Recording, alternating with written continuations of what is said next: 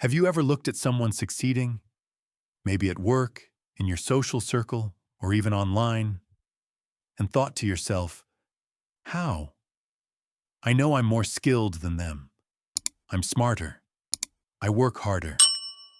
Yet there they are, getting the promotion, closing the deal, capturing the attention of the room, while you feel like you're stuck on the sidelines. It's one of the most frustrating feelings in the world. And if you've felt it, you've stumbled upon a truth that most people don't like to talk about.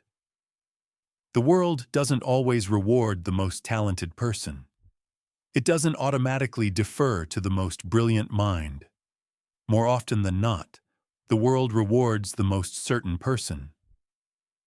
Right now, someone with half your ability is winning, simply because they project an aura of unshakable confidence. They speak without that slight hesitation in their voice. They move without that flicker of doubt in their eyes. They act as if they belong in any room they enter, as if they deserve every opportunity they get. And the most important part? People believe them. Meanwhile, you're caught in a loop. You hesitate. You overthink every word, every move. You're waiting for that perfect moment, that flawless opening, that feeling of being 100% ready before you act. But as you wait, the opportunity is gone. Someone else, someone bolder, just walked up and took what could have been yours. This is a tough pill to swallow, but understanding it is the first step to changing the game. Confidence isn't just a nice personality trait you're born with. In the real world, it functions as a tool, a weapon even. And if you don't learn how to wield it, you'll constantly find yourself on the defensive against those who do. Centuries ago, the political strategist Niccolò Machiavelli observed this exact same dynamic in the highest courts of power. He wrote that bold, decisive leaders, even if they made mistakes, consistently got ahead. Meanwhile, the hesitant, overly cautious ones, no matter how intelligent or well-meaning, were left behind. His point was simple and brutal. Power doesn't flow to the most deserving. It flows to those who act with the most conviction. So this video isn't about feel-good motivation or empty platitudes. This is a practical guide to taking back control. We're going to break down, step by step, how to systematically erase the hesitation that's holding you back, how to speak with authority, and how to carry yourself in a way that commands respect before you've even said a word. So pay close attention, because what we're about to cover is a fundamental shift. Your old patterns of weakness end here.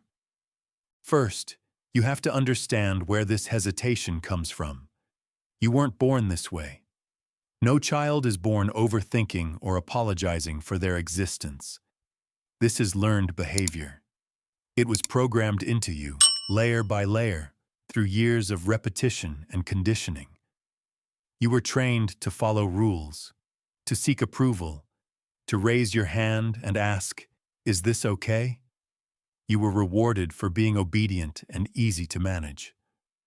Over time, this conditioning creates what you might call an inner servant. It's that voice in your head that automatically flinches at the thought of judgment.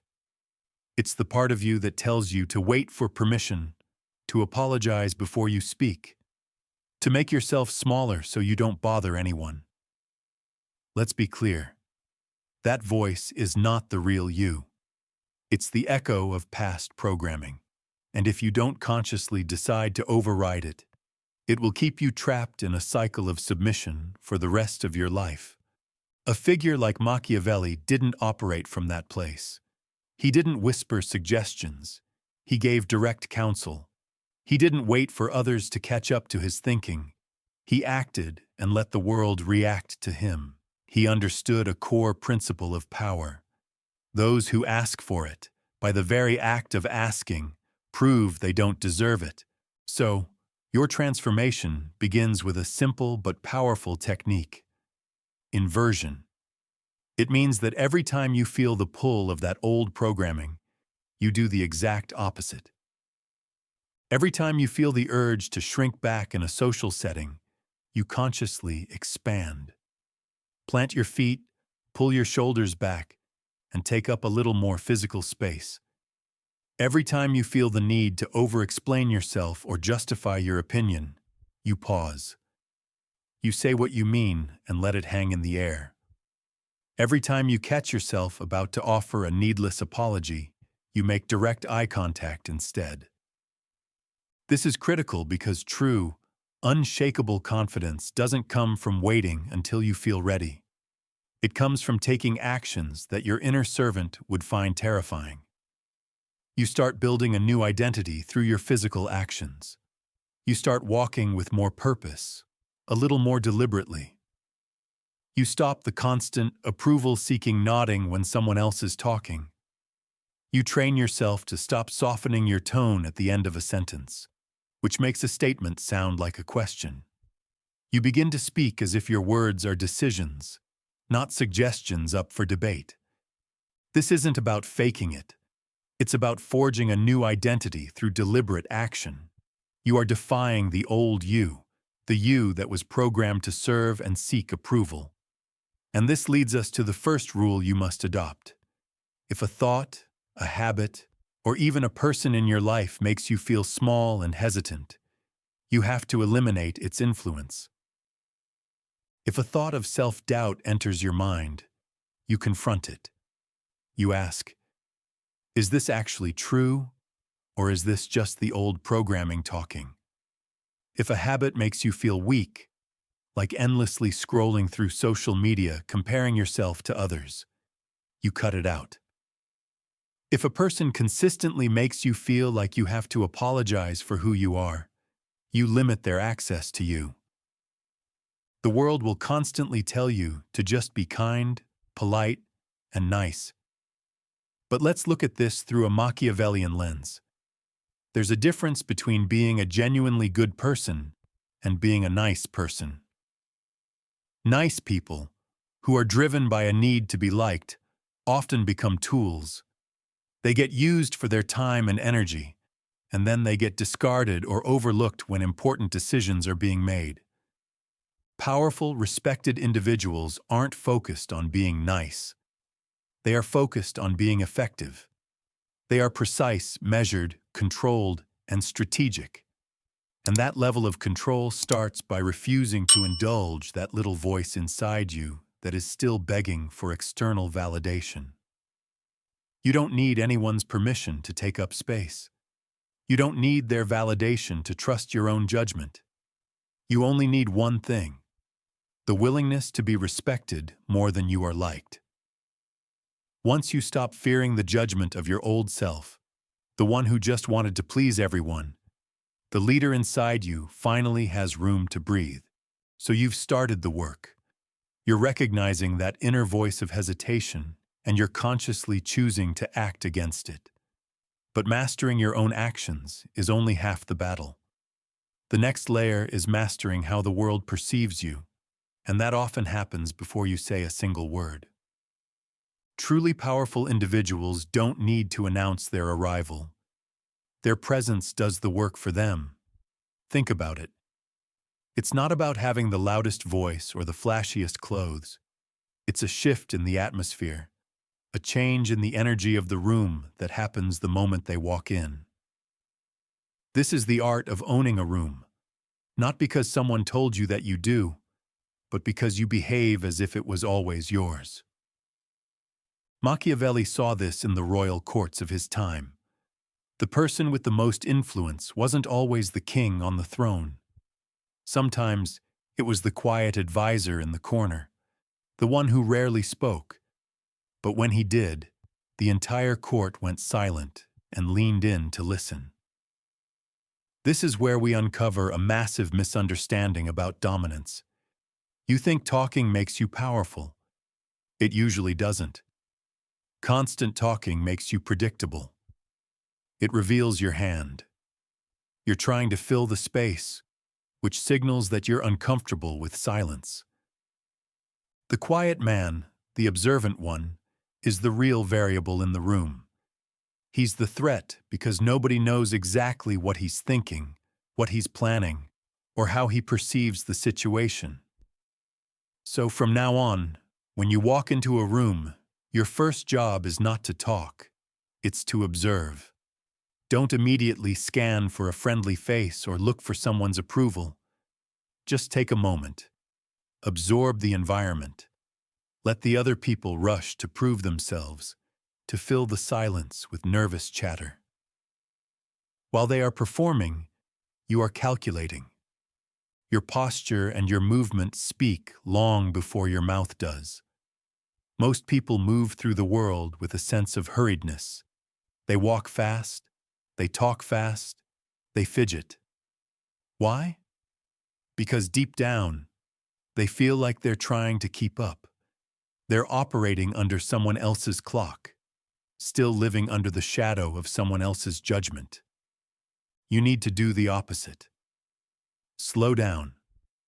Move with a deliberate, unhurried pace. This doesn't signal uncertainty. It signals control. It communicates that you are not reacting to the world. You are moving through it on your own terms. Think of a predator in the wild. It doesn't sprint around aimlessly. It conserves its energy. It moves with a calm, measured grace until the precise moment it needs to strike. Your calm, deliberate movement has the same effect. It makes people watch you. It makes them wonder. When you carry yourself this way, your entire mode of communication will change. You no longer speak to impress. You speak to decide.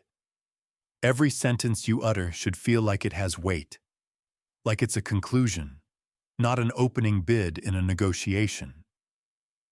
People begin to listen differently when you speak this way. They don't instinctively look for ways to challenge you. Instead, they find themselves calibrating their own position to you. And a key tactic here is learning to let others speak first. When you're in a meeting or a conversation, resist the urge to jump in with your own opinion. Wait. Let the other person go first. Let them lay all their cards on the table. In their eagerness to speak, they will reveal everything: their desires, their insecurities, what they're afraid of losing, and what they're trying to gain. The person who talks first almost always gives away the most information. And once you have that information, you hold the leverage. You can shape the direction of the conversation, address their underlying concerns directly, and position yourself as the one with the solution. This is how you stop chasing energy and start creating gravity. Chasing energy looks like trying to be funny, trying to be loud, trying to be the center of attention. It's exhausting, and it puts you in a low-status position. Creating gravity is the opposite. Your calm, centered, observant presence becomes a force that naturally pulls people in. They become more interested in what you might say than what everyone else is already saying. At this level, confidence has nothing to do with being liked. It's about making other people subtly question their own standing just by being near you. You carry yourself like someone who has already won the game. Not with arrogance. Arrogance is loud and needy, but with the quiet assurance of someone who doesn't need to compete because he has already chosen himself. If they respect you, fine. If they don't, that's also fine. Because this indifference to external approval is the purest form of power. When you can walk into a room and be completely okay with whatever people think of you, you become unshakable. So if the room wasn't yours when you walked in, by the time you leave, people will remember your presence. Not because you made a big scene or demanded their attention, but because you didn't have to. Your silence, your calm observation, and your deliberate speech did all the work for you. That is the quiet signature of a man who owns himself, and therefore owns every room he enters. You've started to master your actions and your presence. You can walk into a room and command it without saying a word. But there's a final, more subtle layer to this, and it's the one where most people ultimately fail. You can have the perfect posture, the most commanding voice, and the most deliberate movements. But if a single sentence from someone else can throw you off balance, you are not powerful. You are just decorated. You're exposed. This is the invisible war. The one fought not in the room, but inside your own mind. It's about mastering your internal state so that your emotions belong to you and you alone. A whisper of disrespect can't be allowed to trigger a reaction. A piece of praise can't be allowed to make you soften your position. An unexpected silence from someone can't be allowed to make you spiral into self-doubt. You are not truly free until you are psychologically unreachable. This is where the Machiavellian mindset is most crucial. Machiavelli didn't just fear enemy armies. He feared dependency in all its forms, especially emotional dependency. He knew that once people understand what truly moves you, what you crave and what you fear, they know exactly where to press to control you. And once they can control you, you are no longer a strategic player. You are a manageable asset, and assets are discarded the moment they are no longer useful.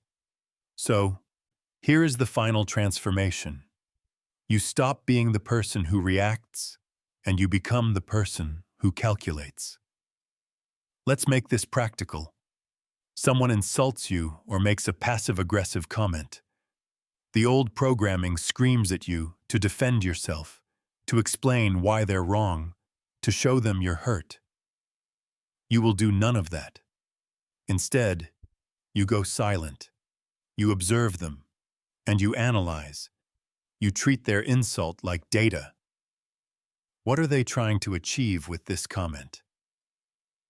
What insecurity are they revealing? Their attempt to throw you off balance has just given you valuable intelligence about their own character. Now, let's flip it. Someone praises you. The old programming wants to melt. It wants to become agreeable, to bask in the warmth of their approval.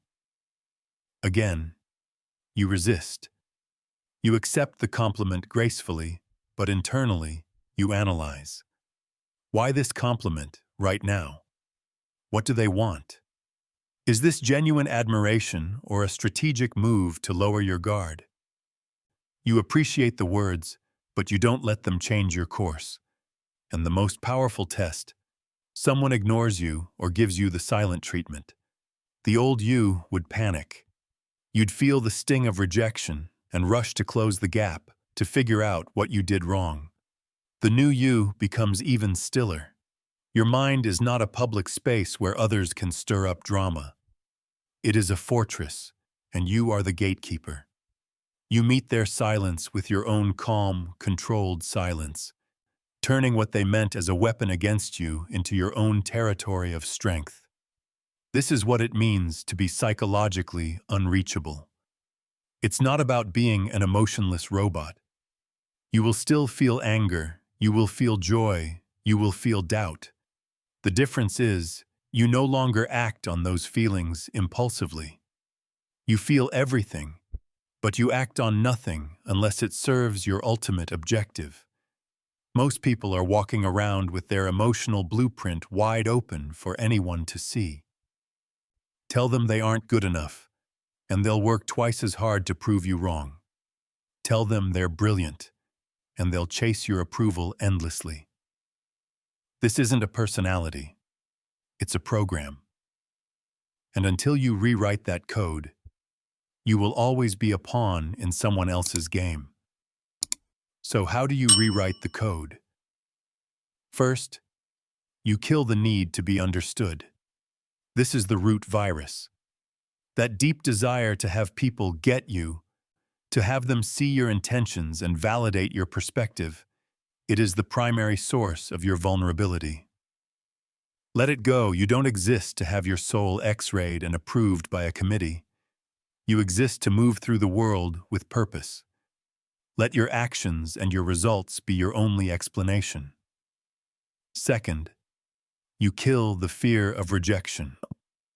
The Machiavellian mind doesn't chase acceptance. It controls access. Rejection isn't a judgment on your worth. It's a gift of clarity. When someone rejects you, they are simply telling you that they believe they can survive without you. That's not an insult. That's useful information. It tells you that they lack the discernment to recognize your value, and you can now act accordingly. You don't want to be invited into their club. You want to build a world so compelling that they wonder what it's like to even get near you. And finally, you kill the habit of reacting emotionally in the moment. From now on, your emotions are fuel, not fire. If you feel anger, you don't lash out. You channel that energy into your work, into your mission. If you feel insulted, you don't argue.